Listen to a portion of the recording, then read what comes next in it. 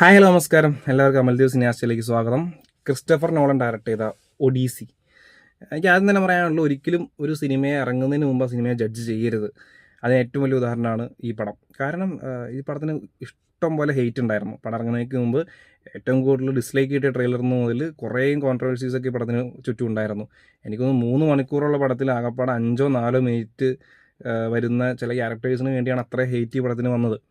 പക്ഷേ അതല്ല ഈ പടം. ഇത് വേറെ ലെവൽ. ഞാൻ പറയുകയാണെങ്കിൽ കഴിഞ്ഞ കുറേ വർഷങ്ങൾക്കിടയിൽ വെച്ച് ഒരു 10 വർഷത്തിനിടയ്ക്ക് മീൻസ് 10 വർഷത്തിനുള്ളിൽ വെച്ച് ഇറങ്ങിയതിൽ ഒരു പീക്ക് സിനിമ എന്നാണ് ഞാൻ പറയാം. ഇത് പീക്ക് സിനിമാറ്റിക് എക്സ്പീരിയൻസ് ആണ്. നിങ്ങളിത് പറ്റുമെങ്കിൽ ഐമാക്സ് തന്നെ പോയി കാണണം, അത്ര എനിക്ക് പറയാനുള്ളൂ. ലൈക്ക് അത്രയും ഗംഭീര വിഷ്വൽ ഓഡിയോ എക്സ്പീരിയൻസ് ആണ് ഈ പടത്തിൻ്റെ. ആൻഡ് സ്റ്റോറി ടെല്ലിംഗ്, നമ്മൾ ക്രിസ്റ്റഫർ നോളനെ എപ്പോഴും പറയാറുള്ള മാസ്റ്റർ ഓഫ് സ്റ്റോറി ടെല്ലിംഗ് എന്നാണ്. അത് ഈ പടത്തിൽ കറക്റ്റായിട്ട് അറിയാൻ പറ്റും. ഞാൻ വിചാരിച്ച് ഈ പടം കുറച്ചുകൂടി സ്ലോ പേസ് ആയിരിക്കും, കാരണം ഇതിനു മുമ്പുള്ള ആളുടെ പടങ്ങളൊക്കെ കുറച്ച് സ്ലോ പേസിലായാലും കഥ പറഞ്ഞു പോകുന്നത്.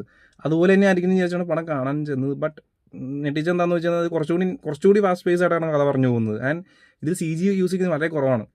എനിക്ക് 1-2 സ്ഥലത്ത് CG യൂസ് ചെയ്തിട്ടുണ്ട്, പക്ഷേ വളരെ കുറവായിട്ട് യൂസ് ചെയ്തിട്ടുള്ളൂ. ഒരു ഫാൻറ്റസി പടം, അപ്പോൾ ഒരു ഫാൻറ്റസി പടത്തിൽ CG വളരെ കുറവ് യൂസ് ചെയ്യുമ്പോൾ അതിൽ കിട്ടുന്ന അത് പെർഫെക്ഷനോട് കൂടി അവർ പോർട്രേ ചെയ്യാവുന്ന കാര്യമുണ്ടല്ലോ, അത് ഉഗ്രനായിരുന്നു. ലൈക്ക് ചില സീക്വൻസൊക്കെ അവർ എങ്ങനെ എടുത്തു എന്ന് നമുക്ക് തോന്നിപ്പോവും. അത് ഒരു പീക്ക് എക്സ്പീരിയൻസ് ആണ്. കണ്ടു കഴിയുമ്പോൾ ഒരു സാറ്റിസ്ഫാക്ഷൻ ഉണ്ട് ഈ പടത്തിൽ. ഇത് ചില ഒരു ലാസ്റ്റ് ക്ലൈമാക്സിനൊക്കെ മുമ്പായിട്ട് നമുക്ക് രോമാഞ്ചിഫിക്കേഷൻ കിട്ടുന്ന സീക്വൻസൊക്കെ ഉണ്ട്. ഒരു റിവീലിംഗ് സീക്വൻസ് ഉണ്ട്. അതൊക്കെ കാണുമ്പോൾ ഈ ലിറ്ററലി തിയേറ്ററിൽ നമ്മൾ ഭയങ്കരമായിട്ട് പൊളിച്ച് കൈയടിക്കുന്ന സീക്വൻസാണ് അതൊക്കെ. ആൻഡ് കൊള്ളാം. ഇത് എനിക്കൊന്നും ഇതുപോലെയൊക്കെ മലയാളത്തിൽ രാമായണം ഒക്കെ എടുക്കുവാണെങ്കിൽ നൈസായിരിക്കും.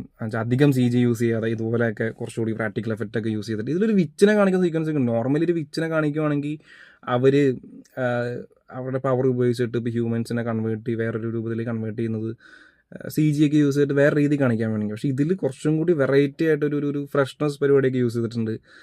അങ്ങനെ പലതും ഇപ്പോൾ പറയുകയാണെങ്കിൽ ഒഡീസി കുറേ ഐലൻഡിൽ ചെന്നിട്ട് അവിടത്തുള്ള കുറേ സീക്വൻസുകൾ കാണിക്കുന്നുണ്ടല്ലോ. ഓരോ ഐലൻഡിലും അവരെ വെയിറ്റ് ചെയ്ത് നിൽക്കുന്ന ഓരോ കാര്യങ്ങളൊക്കെ ആയിരിക്കും. അതൊക്കെ മിക്കതും പ്രാക്ടിക്കൽ എഫക്റ്റ് യൂസ് ചെയ്തിട്ടാണ് ഭയങ്കര ജയൻറ്റിനെ കാണിച്ചിരിക്കുന്നത്. അപ്പം once in a lifetime experience. ഇപ്പം ഇങ്ങനത്തെ പടമൊക്കെ വല്ലപ്പോഴൊക്കെ വരൂ. ഇനിയിപ്പോൾ ഇങ്ങനത്തെ പടം എന്ന് വരും എന്ന് പറയാൻ പാടില്ല. ഇതുപോലത്തെ ഇത്രയും കിടിലൻ ടെക്നിക്കലിയും എല്ലാ മേഖലയിലും ഹൈ എന്താ പറയുക അടിപൊളിയായിട്ട് നിൽക്കുന്നൊരു പടം. ആൻഡ് നിങ്ങൾ ഐമാക്സിൽ തന്നെ കാണുക പടം മാക്സിമം. ആൻഡ് കിടിലൻ എക്സ്പീരിയൻസ് ആണ്. കിടിലൻ.